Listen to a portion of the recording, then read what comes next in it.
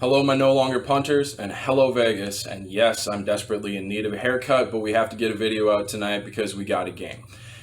Tampa Bay and Chicago play tonight, and 70% of the public plus is on the Tampa Bay side. Obviously, you can see we are going the other way. Now, we're going to be starting a new segment called I Wouldn't Bet on It, where we cover the games that we're not going to be betting on the week and the angles that we see that other people might not be seeing. Something that can get you a little bit more information so that you can make smarter bets, and maybe that'll give you some information that will keep you from walking into something we see as a trap. Usually we won't bet on those games, but it's week 5 and we're starting to pick up our tempo on betting. We're going to be a little bit more active, a little bit more splashy, but that's only on the 1 unit line. But that's where we are tonight. After week 1's comeback, Chicago and Trubisky backers, we're excited about him.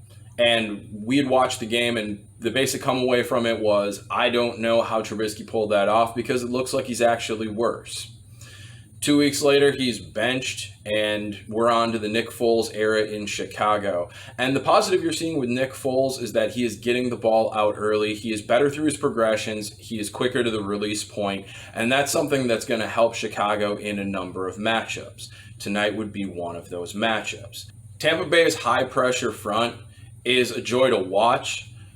But it's not a joy to watch when the secondary is imploding upon themselves. And despite the fact that they've invested a number of second-round picks and a number of third-round picks into this secondary, they have looked absolutely brutal. Sean Murphy-Bunting had probably one of the worst games I've ever seen him play last week. Carlton Davis isn't living up to it. And keeping Whitehead on the field at strong safety is absolutely killing their coverage. They need to get a safety on the field who can actually cover. He's not the one they want to look for. So you're going to see a lot of pressure fronts, but you're going to see a lot of quick releases from Foles. And the Tampa Bay secondary has been making just far, far too many mistakes. It's not something that came to life or came to fruition versus Driscoll. Surprisingly, Herbert, it did. Foles can handle everything Herbert can do and then some. So I like the way that Chicago has a chance to get some big plays in this game. The run game is going to be limited. The Tampa Bay front is still stout. But Foles is going to have a chance to take some shots down the field, and those shots are going to pay dividends. That's going to speed things up a little bit for the Chicago Bears offense and keep them absolutely in this game. But then you go to the flip side of it, and you see Pagano for the Chicago Bears defense. The Pagano system has bothered Brady his whole career. The Pagano system has bothered Arians for his whole career. And this is a game that Tampa Bay is supposed to win. They're blowing coverage on the backside of their defense. Their offense is going to be in for a tough matchup. The Chicago Bears front is extremely talented, and Tampa Bay's offensive weapons are slowly bleeding away.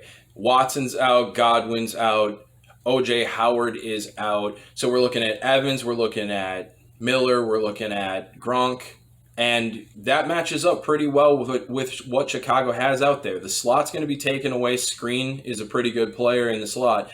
You've got Fuller and you've got Johnson who are playing at a really high level. And Gibson is a tight end or racer at strong safety. That is what his job is. That is what he's meant to do. On top of the speed at the linebacking core, this Chicago Bears defense is going to make this team slow down.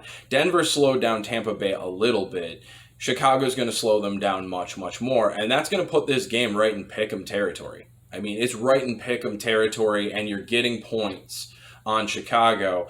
That shouldn't happen. Chicago should actually be favored in this game by a little bit. So we are going to play value on this one. We are going to take Chicago +4 for 1 unit, and the money line, which is +165, +170 most places, for 1 unit as well. We're expecting Chicago to pull this game out. Tampa Bay has not played well.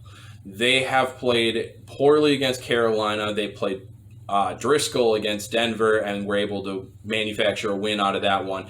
And then they played the Chargers. And honestly, I bet on them last week to beat the Chargers because I figured they were going in the right direction. They do not appear to be going in the right direction at all. They look to be a team that's stumbling towards a loss.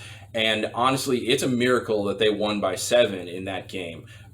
Brady was awful all the way up until halftime, and then the second half they caught fire and pulled it out. But when you're stumbling like that through a game and you find a way just to win the game, you don't find a new point where you galvanize your team and move forward and to sharpen your team from that point, you continue to fade and fade and fade because you didn't get the negative consequence of the loss that they didn't see last week against the Chargers.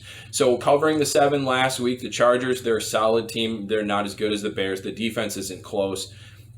So tonight we like Chicago. We like Chicago plus 4 points, and we like Chicago on the money line. So it's a 2-unit bet in total, split 1-1. Love you guys. We need you. Stay strong, and I'll see you on the other side.